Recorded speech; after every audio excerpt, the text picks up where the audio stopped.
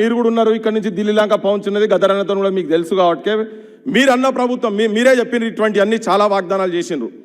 ఇంకొకటి ఏంటంటే ఇమ్మీడియట్గా ఇప్పుడు ఏమవుతుందంటే మా బోటోళ్ళము మీరు ఎంత ఆలస్యం చేస్తే మా బోటోళ్ళం బయట మాట్లాడాల్సి వస్తున్నది. ఇప్పుడు మీరు చెప్పారు ట్యాంక్ బండ్ పక్కకి ఇస్తామని చెప్పి మేము ఒక ప్రపోజల్ పెట్టినాం. నేను డిప్యూటీ సీఎం గారితో కూడా మాట్లాడాను. అన్న ఇదంతా ఎందుకు యూనివర్సిటీ ఉన్నది కదా అది ఇచ్చేసేరు లొల్లొడిచిపోతుంది, అది ఒక స్ట్రక్చర్ ఆల్రెడీ ఉంది పక్కకంటే ఆడ అది మళ్ళీ హైడ్రా అని అదని ఇదని వాడోటి ఈడోటి ఎత్తుకపోతాడు, ఇవన్నీ ఎందుకు మరి మాకెందుకు ఈ పంచాయతీకి అది ఇచ్చేసారని చెప్పండి. పోనీ అది కాకుంటే అప్పుడు అన్నారు అన్న కూడా ఏం చెప్పిండంటే ఎవరు తీస్తాడు ఎవడేం తీయడు, ఇంతకుముందు కట్టిన ఎవరైనా తీసిండా ఇప్పుడు ఏం తీయరని తీయకుండా అన్న వెంటనే నెక్స్ట్ క్యాబినెట్ మీటింగ్లో మీరు పెట్టండి, మా బోటలో మాట్లాడనీయకుంటే చేయాలంటే మీరు పెట్టండి. నెక్స్ట్ క్యాబినెట్ మీటింగ్లో మీరు దయచేసి ముఖ్యమంత్రి గారికి డిప్యూటీ సీఎం గారికి మా నుంచి ప్రపోజల్ మేము కూడా చాలా తిరిగినామన్న చాలా తిరిగినాము. ఇంటెలెక్చువల్స్ తెలంగాణలో ఉన్నటువంటి ఇంటెలెక్చువల్ చాలామంది కూడా బహుశా మీ నోటీస్లో ఉన్నదో లేదో ఉప ముఖ్యమంత్రి గారి దగ్గరికి బట్టన దగ్గర కూడా పోయి రిప్రజెంటేషన్ ఇచ్చి దాన్ని స్క్రీన్ మీద అంతా పెట్టి శాంత మేడం మేము అందరం పోయి మొత్తం అంతా డిస్ప్లే పెట్టి అంతా చూపించినాం.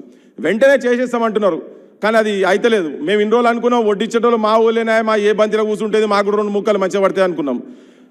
కానీ అట్లా కాకుండా చేస్తున్నారేమో అని మాకు బాధ అవుతున్నది అందుకనే గటువంటి కాకుండా చూడాలని చెప్పి ఇంకోటి మీ ద్వారా మనవి చేసేది ఏంటంటే గదరన్న ఏ ప్రజాప్రభుత్వాన్ని అయితే ఆశించిండో నేను నిరుద్యోగ యువకుల తరఫుకెళ్ళి నేను చెప్తున్నా అన్న మీరు నౌకర్లు ఇస్తా అన్నారు ఆలస్యం చేస్తారు. గద్దరన్న ప్రతి మీటింగ్లో చెప్పేది మా ఉద్యోగాలు మాకు కావాలి, మా నీళ్లు మాకు రావాలి, మా నిధులు మాకు కావాలి అని ప్రతి సభలో నినాదాలు ఇప్పించేది గదరన్న. సో నిరుద్యోగులు కూడా వాళ్ళకి ఇస్తాన్న ఉద్యోగాలు వాళ్ళు అడుగుతున్నారు, దాంతోపాటు వాళ్ళు అడుగుకుంటే రోడ్డు మీద వస్తే దయచేసి మీ పోలీసులకు చెప్పకండి, జరా అమ్మనా బూతులు తిట్టొద్దని చెప్పండి. మా నిరుద్యోగ యువకులను మీరు లట్లు పెట్టి కొట్టకండి. ఇది కారం పొడి నూనె వేసుకొని ఖాళీ కడుపులతోటి అశోక్ నగర్లల్లా దిల్సుఖ్ నగర్లల్లా ఏ వాడలకు పోయినా ఎక్కడ పోయినా కానీ చెప్పాలి ఒక్క నిమిషం ఎక్కడ పోయినా కానీ వాళ్ళ నౌకర్ల గురించి వాళ్ళ భవిష్యత్తు గురించి ఆలోచించి కూడా చేస్తున్నారు. నేను ఈ వేదిక నుంచి గదరన్న మీటింగ్ కాబట్టి నేను మీకు విజ్ఞప్తి చేస్తున్నా, మీరు దయచేసి మీ ప్రభుత్వం దగ్గర ఏదైనా కోపానికి వాళ్ళు రోడ్ల మీద వచ్చినా కానీ ఓపిక వహించాల్సిన అవసరం ఉన్నది. ఎందుకంటే ఇవాళ ఎందుకు మాట్లాడుతున్నా అంటే నేను గదరన్న సభ కాబట్టికే మాట్లాడుతున్నా.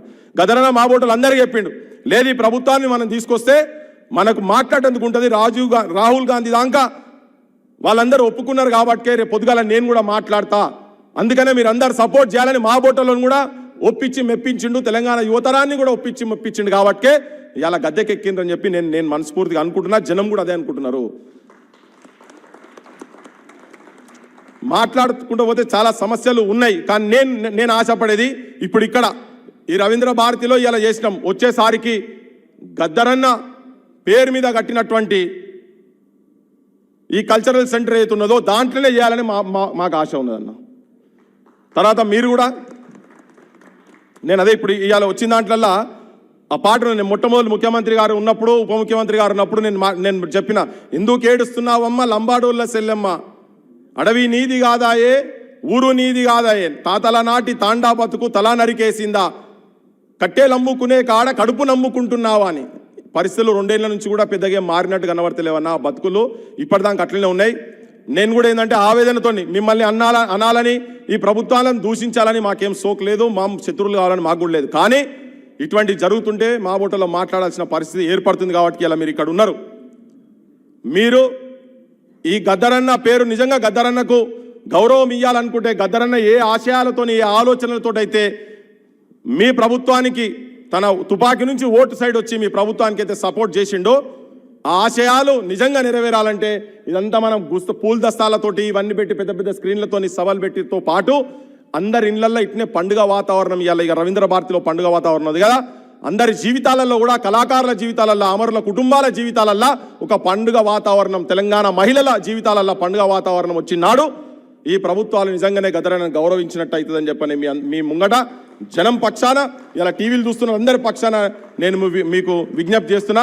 ఇప్పుడు మంత్రి గారు అడ్లూరు లక్ష్మణ్ గారు మాట్లాడవలసిందిగా కోరుతున్నా. Thank you.